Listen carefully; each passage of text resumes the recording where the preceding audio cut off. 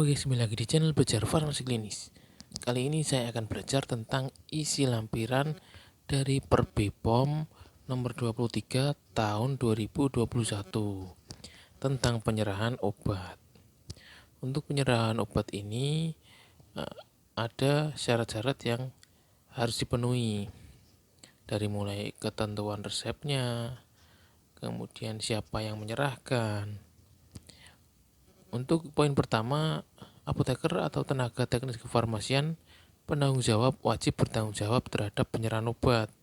Jadi jelas, tanggung jawab dari penyerahan obat adalah tanggung jawab dari apoteker atau tenaga teknis kefarmasian. Penyerahan obat golongan obat keras kepada pasien hanya dapat dilakukan berdasarkan resep dokter. Tahunya obat keras adalah obatnya itu ada lingkaran merah dengan huruf K di dalamnya warna hitam. Selanjutnya, yang poin ketiga, resep yang diterima dalam menangkap penyerahan obat wajib dilakukan screening. Screening ini dibagi menjadi 3 aspek berdasarkan Permenkes nomor 74 tahun 2016. Yang pertama itu aspek administratif, yang kedua aspek farmaseutis, dan yang ketiga adalah aspek klinis. Untuk poin keempat, fasilitas pelayanan kefarmasian hanya dapat menyerahkan obat kepada pasien. Selain dapat menyerahkan obat kepada pasien, apotek juga dapat menyerahkan obat kepada apotek lainnya, puskesmas, instalasi farmasi rumah sakit, instalasi farmasi kabupaten, dokter, dan bidan praktek mandiri. Dan yang poin kelima, penyerahan obat hanya dapat dilakukan dalam bentuk obat jadi, termasuk dalam bentuk racikan obat. Selanjutnya kita masuk ke dalam ketentuan resep.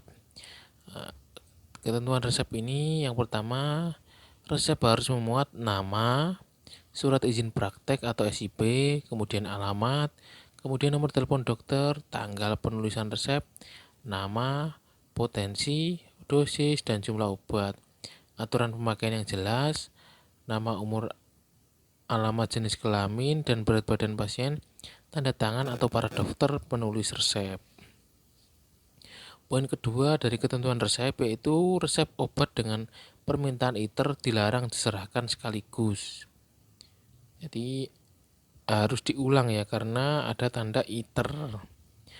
Kemudian poin ketiga dalam ketentuan resep adalah salinan resep atau kopi resep adalah salinan yang dibuat dan ditandatangani oleh apoteker menggunakan belangko salinan resep dan bukan berupa fotokopi dari resep asli.